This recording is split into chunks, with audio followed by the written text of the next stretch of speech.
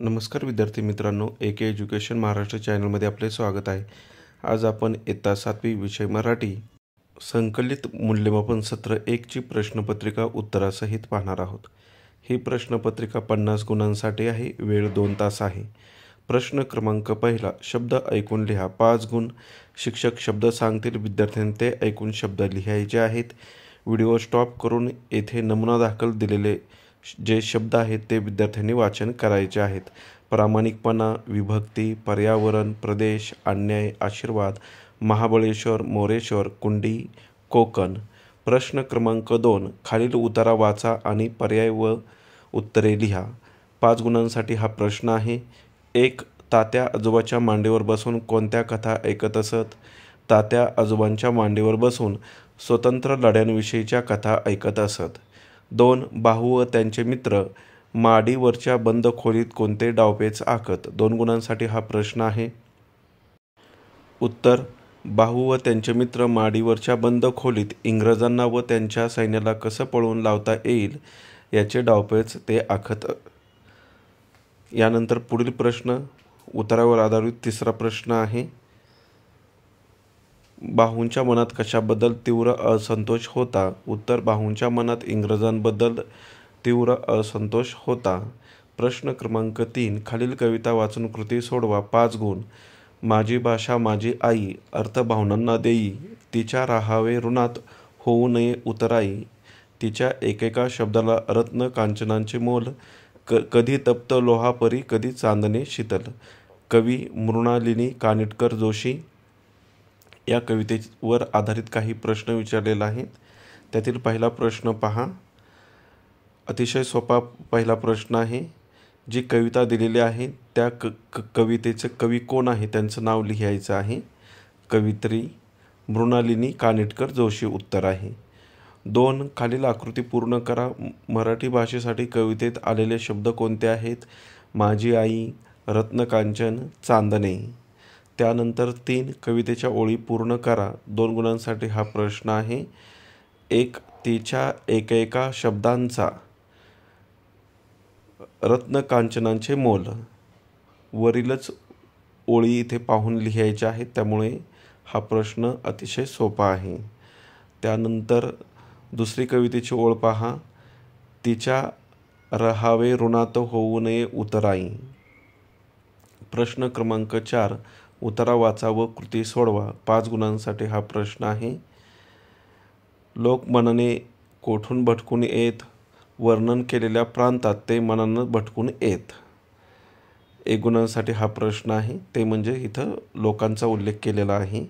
यानंतर 2. स्वप्न विकणाऱ्या माणसाजवळील गाठोड्यातील वस्तू काजू, बदाम, किसमिस, वेलदोडे, सुपारी, खारीक, खोबरं इत्यादी। 3. स्वप्न ऐकणाऱ्यांचे किस्से ऐकणाऱ्यांचे फायदे। 2 गुणांसाठी हा प्रश्न आहे। 1. मनोरंजनाने आनंद मिळतो। 2. कल्पनाशक्तीचा विकास होतो, ज्ञानात भर पडते, अनुभव विस्तारतात, सांस्कृतिक समज निर्माण होते। प्रश्न क्रमांक 5, खालील कविता वाचा, प्रश्नांची उत्तरे लिहा। व्हिडिओ स्टॉप करून व्यवस्थित कवितेचं वाचन करा। बालकवीचे पूर्ण नाव काय आहे? त्र्यंबक बापूजी ठोंबरे। 2. चौकट पूर्ण करा। फुले पाने खुडणाऱ्या सुंदर बाला, गीत गात फिरणारा गोप। 3. श्रावण मासी हर्ष मानसी हिरवळ दाटी चोहीकडे, क्षणात येते सरसर शिरवे, क्षणात फिरून ऊन पडे। या ओळीचा अर्थ तुमच्या शब्दात लिहा। अर्थ लिहून दिलेला आहे।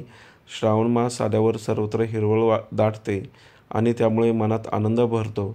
कधी जोरात वारात येतो आणि कधी लगेच ऊन पडते। अशा निसर्गाच्या या बदलणाऱ्या रूपांमुळे मनाला प्रसन्नता वाटते।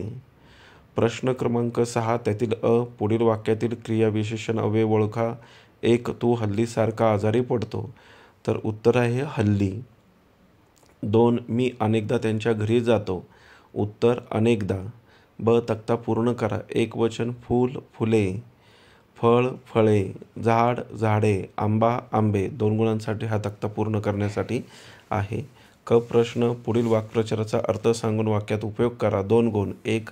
हातभार लावणे, अर्थ मदत करणे। वाक्य गावातील लोकांना मदत करण्यासाठी सर्व गावकऱ्यांनी मिळून हातभार लावला।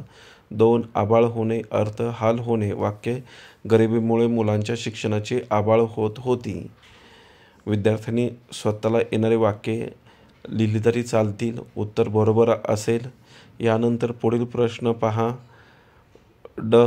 खालील शब्दात लपलेला अर्थ शोधून लिहा. चूल शिलगावली याचा अर्थ संकट किंवा समस्या निर्माण होणे. तांबडं फुटलं सकाळ झाली किंवा पहाट झाली आपण असं म्हणतो. ई. विरुद्धार्थी शब्द लिहा. श्रेष्ठ, कनिष्ठ, ज्ञान, अज्ञान.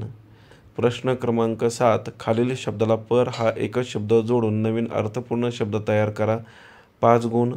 परप्रांत, परभाषा, प्रदेश, परग्रह, परराष्ट्र, परकीय. प्रश्न क्रमांक 8. त्यातील अ. खालीलपैकी कोणत्याही एका विषयावर निबंध लिहा. माझा आवडता ऋतू, माझी शाळा. यापैकी कोणत्याही एका विषयावरती निबंध लिहायचा आहे. निबंधाच्या कमीत कमी 10 ते 12 ओळी पाहिजेत, कारण का 5 गुणांसाठी हा प्रश्न आहे. इथे निबंध दिलेला आहे, व्यवस्थित वाचन करा.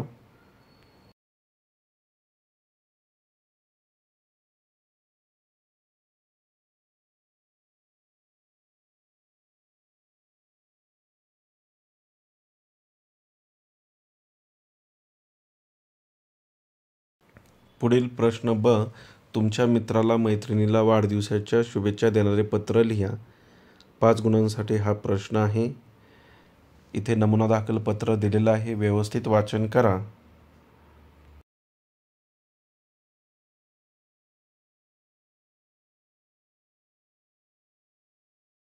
अशा प्रकारे आपण संपूर्ण प्रश्नपत्रिका उत्तरासहित पाहिली आहे.